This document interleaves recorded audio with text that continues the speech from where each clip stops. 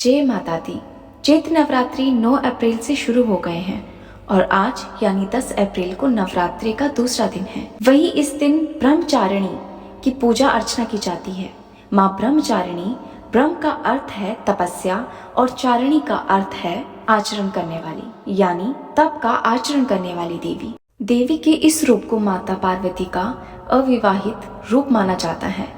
वही ब्रह्मचारिणी देवी की आराधना करने से भक्त के तप की शक्ति में वृद्धि होती है, साथ ही सुख समृद्धि की प्राप्ति होती है। आइए जानते हैं माँ ब्रह्मचारिणी कौन है और इनकी पूजा का क्या महत्व है। माता ब्रह्मचारिणी का स्वरूप। वही दुर्गा सप्तशती के अनुसार माँ ब्रह्मचारिणी श्वेत वस्त्र धारण किए हुए हैं और दाएं हाथ में अष्टदल की माला और बाएं हाथ में कमंडल लिए सुशोभित है। नवरात्रे के दूसरे दिन जल्दी उठ जाएं और स्नान करके साफ सुथरे वस्त्र धारण कर ले। वहीं पूजा की चौकी पर माँ ब्रह्मचारिणी का फोटो या चित्र स्थापित करें। साथ ही अगर आपके पास माँ ब्रह्मचारिणी की फोटो नहीं है तो आप नव दुर्गा का फोटो स्थापित कर सकते हैं। वही इसके बाद धूप और अगरबत्ती प्रज्वलित करके साथ ही माता का पूजन करें। वहीं फिर माँ को चीनी का भोग लगाएं और फल अर्पित करें। साथ ही अंत में दुर्गा सप्तशती का पाठ कर माँ ब्रह्मचारिणी की आरती करें। माँ ब्रह्मचारिणी को लगाया गया भोग। वही अगर माँ ब्रह्मचारिणी के भोग की बात करें तो माँ को चीनी का भोग लगाया जाना चाहिए। साथ ही अगर आप चाहते हैं तो ब्राह्मण या जरूरतमंद को दान में चीनी भी दे सकते हैं। मान्यता है कि ऐसा करने से व्यक्ति की सभी मनोकामनाएं पूर्ण होती है। साथ ही माँ की असीम कृपा उन पे बनी रहती है। माँ ब्रह्मचारिणी की कथा।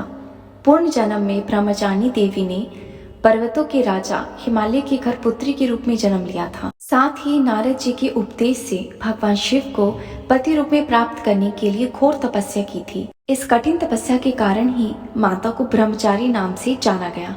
माता ब्रह्मचारिणी ने 1000 वर्ष तक केवल फल फूल खाए और 100 वर्ष तक केवल जमीन पर रहकर शाक का निर्वाह किया। कुछ दिनों तक कठिन उपवास रखे और खुले आकाश के नीचे वर्षा और धूप के घोर कष्ट सहे। 3000 वर्ष तक टूटे हुए बिल्व पत्र खाए और भगवान शंकर की आराधना करते रहे। इसके बाद तो उन्होंने सूखे बिल्व पत्र खाने भी छोड़ दिए। कई हजार वर्षों तक निर्जल और निराहार रहकर तपस्या करती रही। पत्तों को खाना छोड़ देने के कारण ही इनका नाम अपर्णा नाम पड़ गया। कठिन तपस्या के कारण देवी का शरीर एकदम क्षीण हो गया। देवी, ऋषि, सिद्धगण, मुनि सभी ने ब्रह्मचारिणी को तपस्या को अभूतपूर्व पुण्य कृत्य बताया, सराहना की और कहा, हे देवी, आज तक किसी ने इस तरह की कठोर तपस्या नहीं की। यह आप ही कर सकती है।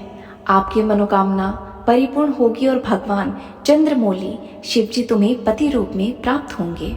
अब तपस्या छोड़कर घर लौट जाओ, जल्द ही तुम्हारे पिता तुम्हें बुलाने आ रहे हैं। माँ ब्रह्मचारिणी देवी की कृपा से सर्व सिद्धियां प्राप्त होती है।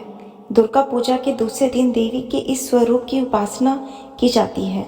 इस देवी की कथा का सार यह है कि जीवन के कठिन संघर्षों में भी मन विचलित नहीं होना चाहिए। जय माता दी।